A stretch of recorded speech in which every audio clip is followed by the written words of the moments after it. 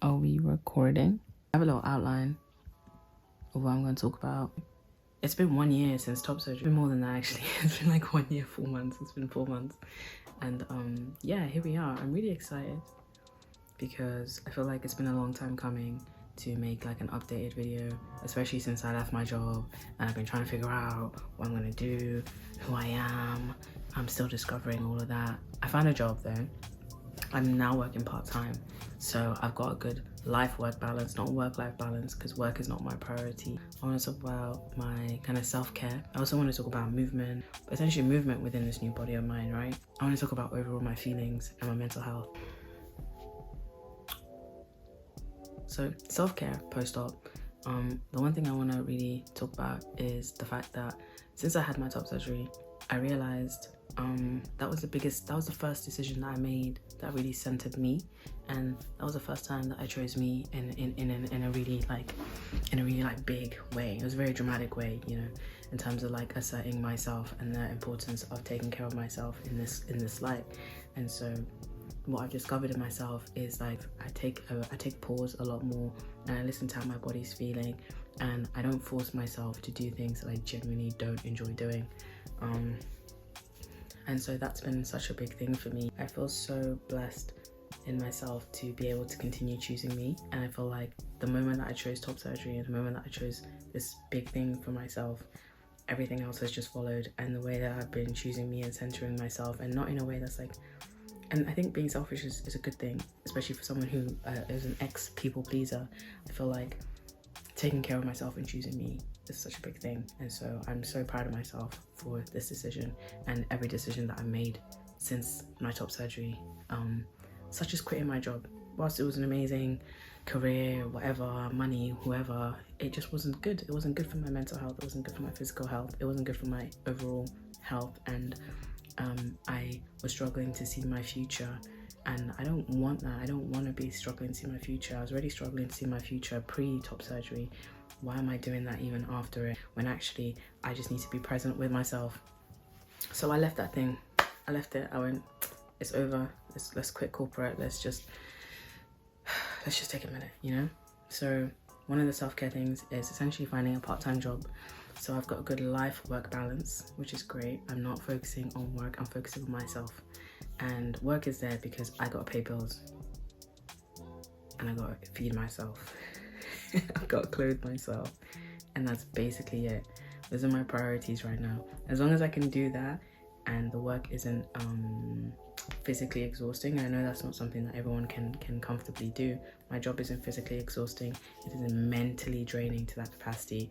So I'm good. I'm in a very, very blessed place. Secondly, movement. Oh my god, movement wise, see, I always wanted to get back into running again, and then I was like, I just couldn't. I was just not mentally there, because I was still unemployed. I just left the job, so I was coming down from all of that corporate life. Whereas now I'm like getting back into the swing of things. I'm like, ooh, I want to go running. I want to do climbing. Swimming seems like a really fun thing to possibly get back into. I'm a Cancer, so water sign. Me and water are just like,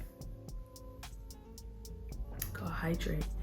I feel like I've been reusing this bottle, and I don't think it's safe to do that, right? Oh yeah, overall feelings and mental health. I think this is something I'll discuss over the next couple of videos as well, because I feel like it's such an important thing and it's a very big topic, so I'm trying to like condense it into a very small thing. I'm still getting there in terms of my mental health. I'm still feeling the effects of undiagnosed ASD and ADHD, and that's been something that's weighing on me a lot. So I'm in the process of doing it, but it's hard when you feel like, oh, I've got one thing out of the way in terms of mental health, like top surgery, but then you have to deal with the way that you are in the world, and the way that I interact with the world, the way that I see the world is very different. And a lot of people are obviously neurospicy as well, but like, it's difficult the way we see the world. So being able to understand that, I've understood myself in terms of like my gender identity and just Pella, and then now I'm like, okay, but how do we interact in the world as well? So I'm having to focus and work a lot on that, and I'm currently in the process of doing that. And I feel like, yeah, I'm gonna get there. Yeah, I feel like, yeah, I don't even know. I'm gonna share a little bit my top surgery. I don't know where to put it. I don't really know how this is gonna look, but anyway, I'm really happy with my scars. I'm really happy with the way my body feels. I just feel overall really blessed to be saying that I'm 1 year 4 months post-op, because I didn't even think that was possible. I didn't think it was gonna happen.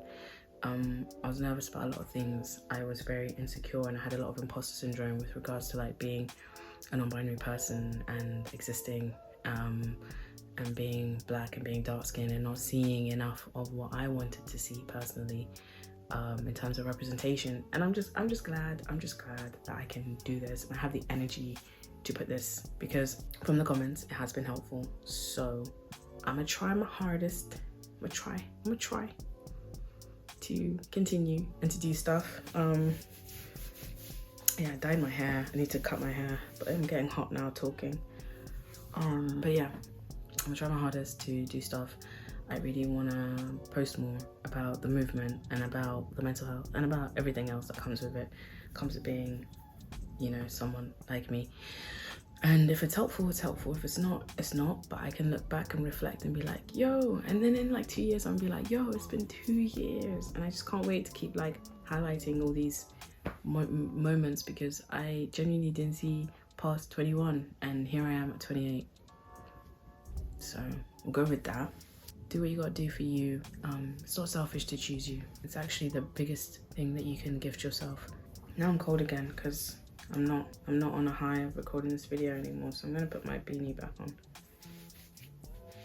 And yeah. Okay.